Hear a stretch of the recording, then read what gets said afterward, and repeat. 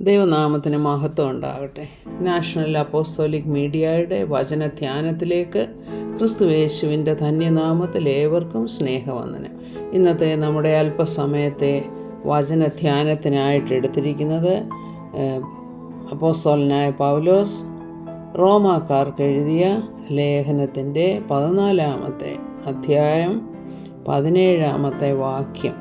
ദൈവരാജ്യം ഭക്ഷണവും പാനീയവുമല്ല, നീതിയും സമാധാനവും പരിശുദ്ധാത്മാവിൽ സന്തോഷവും അത്രേ. Praise the Lord.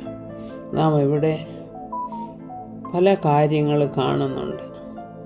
ദൈവരാജ്യത്തെക്കുറിച്ചാണ് പ്രധാനമായും പൗലോസ് അപ്പോസ്തലൻ പറയുന്നത്. ദൈവരാജ്യം എന്താണ്, അല്ലെങ്കിൽ ദൈവരാജ്യത്തിൻ്റെ അനുഭവം അതെങ്ങനെ നമുക്ക് മനസ്സിലാക്കാം?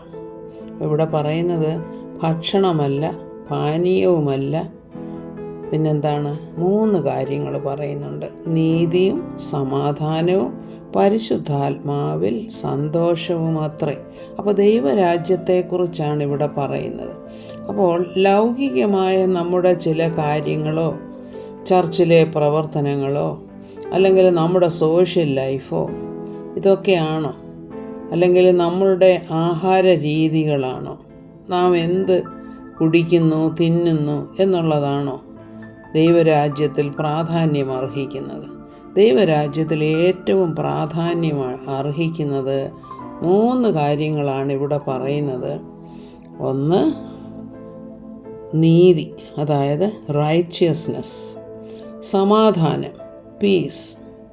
പരിശുദ്ധാത്മാവിൽ സന്തോഷം, delighting yourself in the Holy Spirit. Delight yourself in the Holy Spirit എന്ന് പറയും. അപ്പോൾ അതായത് ആത്മാവിലെ സന്തോഷം. ഈ 3 കാര്യങ്ങളാണ് ഏറ്റവും പ്രാധാന്യം അർഹിക്കുന്നത്. അപ്പോൾ ഈ ചാപ്റ്ററിൽ ആദ്യം പറഞ്ഞു വരുന്നത് സംശയ വിചാരമുള്ളവർ, അല്ലെങ്കിൽ ചിലർക്ക് സംശയങ്ങളുണ്ട്, ചിലർക്ക് വാഗ്വാദങ്ങളുണ്ട്. അപ്പോൾ അതൊക്കെ ഇങ്ങനെ പറഞ്ഞ് ജയിച്ച് സഭയിൽ വലിയ ആളായിട്ട്, അല്ലെങ്കിൽ നമുക്ക് ജ്ഞാനമുണ്ടെന്ന് മറ്റുള്ളവരെ കാണിക്കുന്നതാണോ? അല്ലെങ്കിൽ പിന്നെ എന്താ വേറെ? ഏത് ദിവസത്തെ മാനിക്കണം, ഏത് ദിവസമാണ് മറ്റൊരു ദിവസത്തേക്കാൾ കൂടുതൽ പ്രാധാന്യം അർഹിക്കുന്നത്? ഇതാണോ ദൈവരാജ്യം? അല്ല. പിന്നെ എന്താണ്? മറ്റ് ചില ആക്ടിവിറ്റീസാണോ? നമുക്കിഷ്ടമുള്ള രീതിയിലുള്ള ചില കാര്യങ്ങളൊക്കെ നമ്മൾ ഓർഗനൈസ് ചെയ്ത് വളരെ സക്സസ്ഫുള്ളായിട്ട് നമ്മൾ സഭയിൽ അതൊക്കെ നടത്തുന്നു, മറ്റുള്ളവരുടെ കയ്യടിയൊക്കെ നേടുന്നു, നമ്മൾ നല്ലവരാണെന്നും നമ്മൾ കഴിവുള്ളവരാണെന്നും ഒക്കെ മറ്റുള്ളവർ പറയുന്നു. എന്നാൽ പൗലോസ് അപ്പോസ്തലൻ ഇവിടെ പറയുന്നത് ഇതൊന്നുമല്ല കാര്യം. നിങ്ങൾ എന്ത് കഴിക്കുന്നെന്നോ, അല്ലെങ്കിൽ എങ്ങനെ നിങ്ങൾ ദിവസങ്ങളെ ആചരിക്കുന്നു എന്നുള്ളതോ, അല്ലെങ്കിൽ സമ്പ്രദായങ്ങളെ മാനിക്കുന്നു എന്നുള്ളതോ, ട്രഡീഷൻ, അതാണ്. അപ്പോൾ ഇതൊന്നുമല്ലെന്നാണ് പറയുന്നത്. പിന്നെന്താ ദൈവരാജ്യം എന്ന് പറയുന്നത്? നീതി. അപ്പോൾ നീതി എന്ന് പറഞ്ഞാൽ റൈച്ചിയസ്നെസ്. നമുക്കെങ്ങനെയാണ് റൈച്ചിയസ്നെസ് ലഭിച്ചിരിക്കുന്നത്? ക്രിസ്തുവിലുള്ള വിശ്വാസത്താലാണ് നാം നീതിമാന്മാരായിരിക്കുന്നത്. അല്ലാതെ നമ്മുടേതായ ഒരു ഗുണവും നമ്മിലില്ല. അപ്പോൾ കർത്താവിനെ വിശ്വസിക്കുമ്പോൾ കർത്താവിൻ്റെ ക്രൂശിലും കർത്താവിൻ്റെ മരണ പുനരുത്ഥാനത്തിലും വിശ്വസിക്കുന്നു. എന്താണ് വിശ്വസിക്കുന്നത്? എന്നെ വീണ്ടെടുക്കുവാനായിട്ട് കർത്താവ് തന്നെ യാഗമായി അർപ്പിച്ചു, എന്നെ വീണ്ടെടുത്തിരിക്കുന്നു, എനിക്കൊരു നിത്യജീവനുണ്ട് എന്നുള്ള വിശ്വാസത്താൽ നാം നീതീകരിക്കപ്പെടുകയാണ്. അപ്പോൾ ആ വിശ്വാസം, ആ നീതീകരണമാണ് നമ്മുടെ ജീവിതത്തിൽ വളരെ പ്രാധാന്യം അർഹിക്കുന്ന ഒരു കാര്യമാണ്. ഇനി രണ്ടാമത് പറയുന്നത് സമാധാനം, പീസ്. അത് സമാധാനമെന്ന് നമ്മൾ പറയുമ്പോൾ നമ്മുടെ ജീവിതത്തിൽ, ദൈനംദിന ജീവിതത്തിൽ നമ്മൾ മറ്റുള്ളവരുമായി നമ്മുടെ ഇടപെടൽ സമാധാനപരമായിട്ടുള്ളതാണോ?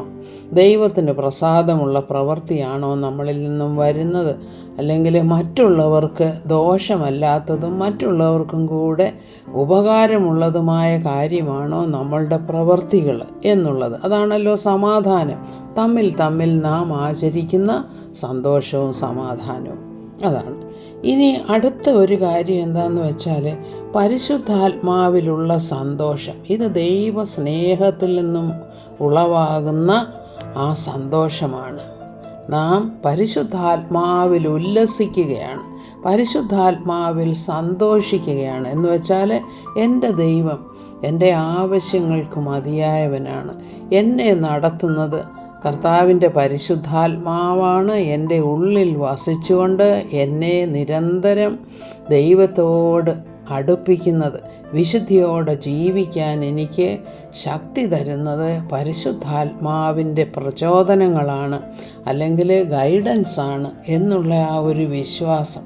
അപ്പോൾ പരിശുദ്ധാത്മാവിൽ സന്തോഷമെന്ന് പറയുമ്പോൾ നാം നമ്മുടെ ആവശ്യങ്ങളെ സ്തോത്രത്തോടുകൂടെ കർത്താവിൻ്റെ മുൻപിൽ വയ്ക്കുമ്പോൾ തന്നെ ദൈവത്തിൻ്റേതായ വിധത്തിൽ മറുപടി തരാനായിട്ടും നാം ദൈവത്തെ അലവ് ചെയ്യേണ്ട കാര്യമില്ല. നാം അതിൽ സന്തോഷിക്കുന്നു. അതായത് ഞാൻ ഇങ്ങനെയാണ് പ്രാർത്ഥിച്ചതെങ്കിലും എനിക്ക് ഗുണമായിട്ടുള്ളതാണ് കർത്താവ് എനിക്ക് വേണ്ടി ചെയ്യുന്നത് എന്നുള്ള ആ ഉള്ളിലുള്ള സന്തോഷം, അതാണ് പരിശുദ്ധാത്മാവിലുള്ള സന്തോഷമെന്ന് പറയുന്നത്.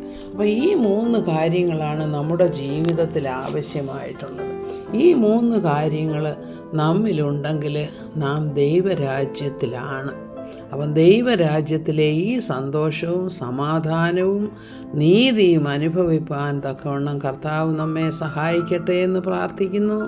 സകല മഹത്വവും കർത്താവിന്. Praise the Lord. ആമേൻ.